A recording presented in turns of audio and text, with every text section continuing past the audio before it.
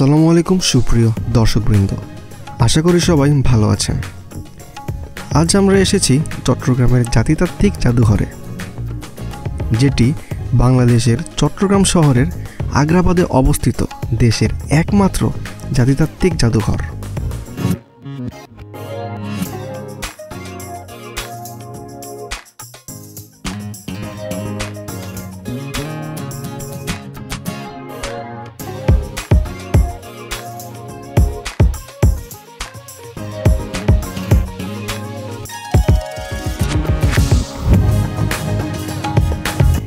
এটি মূলত বাংলাদেশের বিভিন্ন নৃতাত্ত্বিক জাতিগোষ্ঠীর দৈনন্দিন জীবন প্রণালী এবং পারস্পরিক বোঝাপড়া ও সহকর্মী অনুভূতি লালনের জন্য প্রতিষ্ঠিত।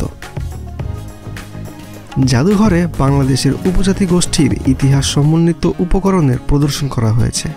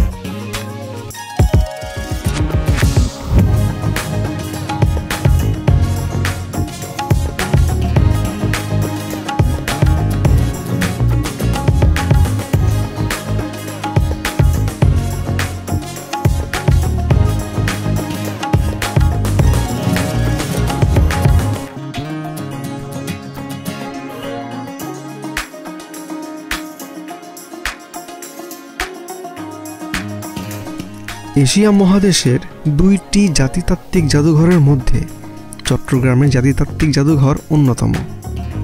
অন্যটি রয়েছে জাপানে। এটি গবেষণা কাজেও ব্যবহার হয়ে থাকে।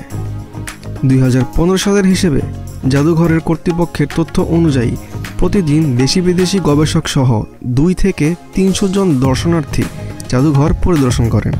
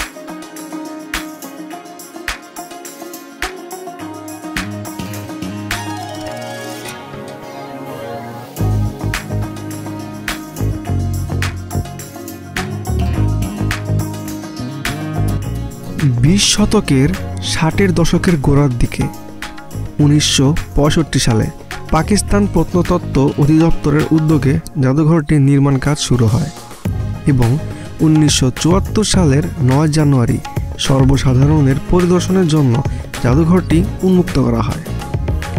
পরবর্তীকালে 1985 থেকে 1995 সালের মধ্যে জাদুঘরে 2টি কক্ষ অন্তর্ভুক্ত হয়। জানুয়ারি 9, 1974 সালে স্বাধীন বাংলাদেশ সরকারের প্রথম শিক্ষামন্ত্রী ইউসুফ আলী এই জাদুঘর উদ্বোধন করেন।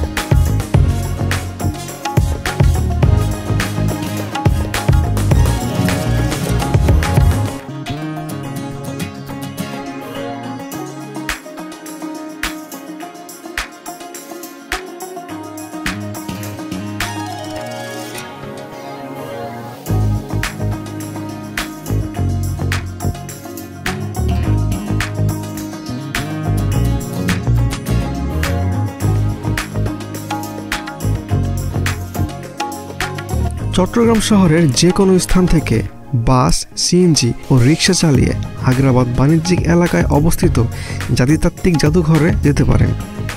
ঢাকাস্থ সায়দাবাদ বাস টার্মিনাল থেকে Soudia, Unique, TR Travels, Green Line, Hanif Enterprise, Shyamoli, Sohag, S Alam, Modern Line ইত্যাদি বিভিন্ন পরিবহনের এসি অথবা নন এসি বাসে চট্টগ্রাম যাওয়া যায়।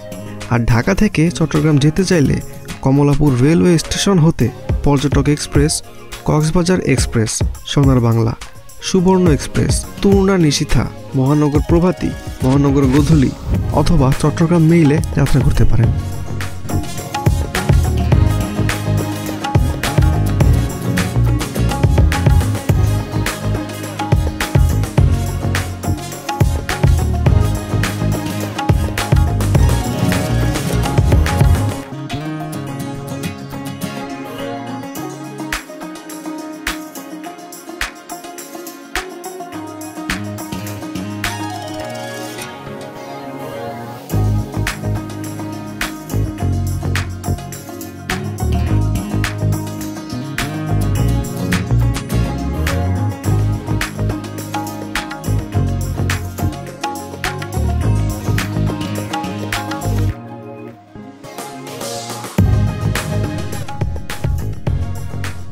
চট্টগ্রাম শহরের স্টেশন রোড, জিইসি মোড় এবং আগ্রাবাদ এলাকায় বিভিন্ন মানের আবাসিক হোটেল রয়েছে।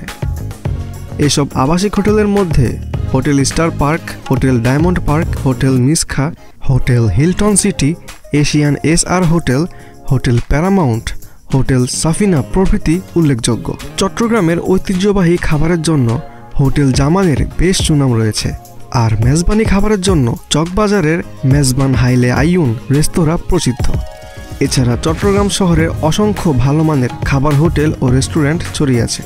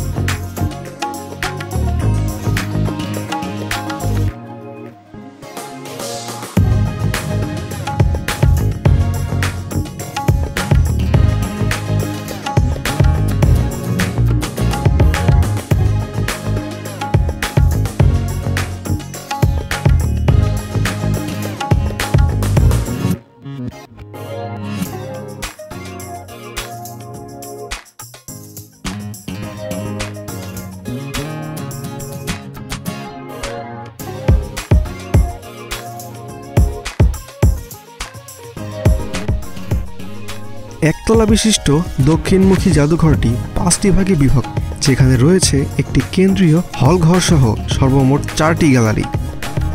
প্রাথমিকভাবে প্রতিটি গ্যালারিতে 3টি করে কক্ষ নির্মাণের পরিকল্পনা থাকলেও শুধুমাত্র পশ্চিমের 2টি গ্যালারিতে 2টি করে কক্ষ নির্মিত হয়েছে। ফলে বর্তমানে জাদুঘরের মোট প্রদর্শনী কক্ষের সংখ্যা 11টি। জাদুঘরে 29টি বিভিন্ন নৃতাত্ত্বিক গোষ্ঠীর জীবনধারা প্রদর্শন করা হচ্ছে। বাংলাদেশের 25টি আদিবাসী সহ আরও 5টি দেশের জাতিতাত্ত্বিক সামগ্রীর তুলনামূলক বিশ্লেষণ প্রদর্শিত রয়েছে।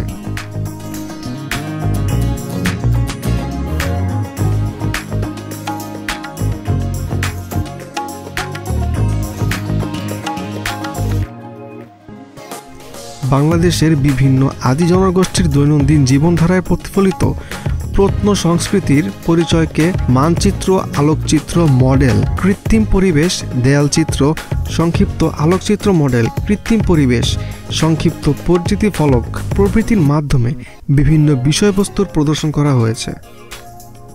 সংগ্রহের মধ্যে রয়েছে বাংলাদেশের চট্টগ্রামের পার্বত্য অঞ্চলের নৃতাত্ত্বিক গোষ্ঠী চাকমা, মারমা, ত্রিপুরা, স্নো, বম, খিয়াং, খুমি, চাক, রাখাইন, পাবেখো, সিলেট অঞ্চলের খাসিয়া, মণিপুরি, পাঙ্গন, পাত্র, ময়মনসিংহ অঞ্চলের গারো, হাজং, দালু, মান্দাই, কোচ, রাজশাহী দিনাজপুর অঞ্চলের সাঁওতাল, ওরাও, রাজবংশী, পালিয়া, কোচ এবং যশোর ঝিনাইদহ অঞ্চলের বুনো বা বোনাবাগদি প্রভৃতি জাতিগোষ্ঠী অন্তর্ভুক্ত রয়েছে।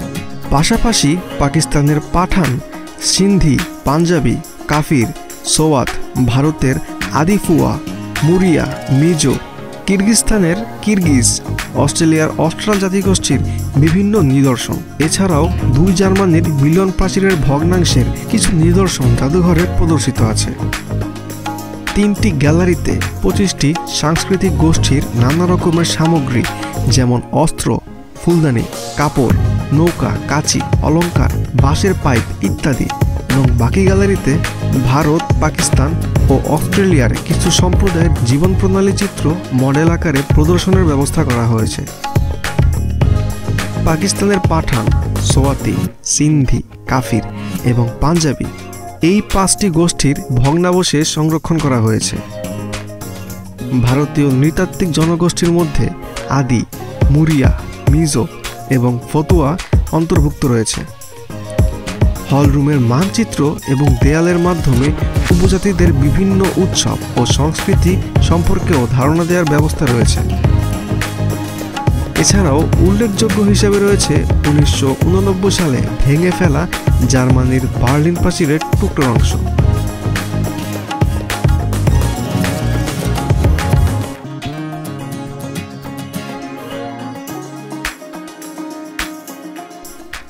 জাদুঘরে রয়েছে ছোট্ট একটি গ্রন্থাগার এবং ভবনের সামনে রয়েছে সবুজ বাগান। আপনাদের কোনো প্রশ্ন থাকলে অবশ্যই কমেন্ট বক্সে কমেন্ট করবেন, আমি সবার উত্তর দেওয়ার চেষ্টা করব।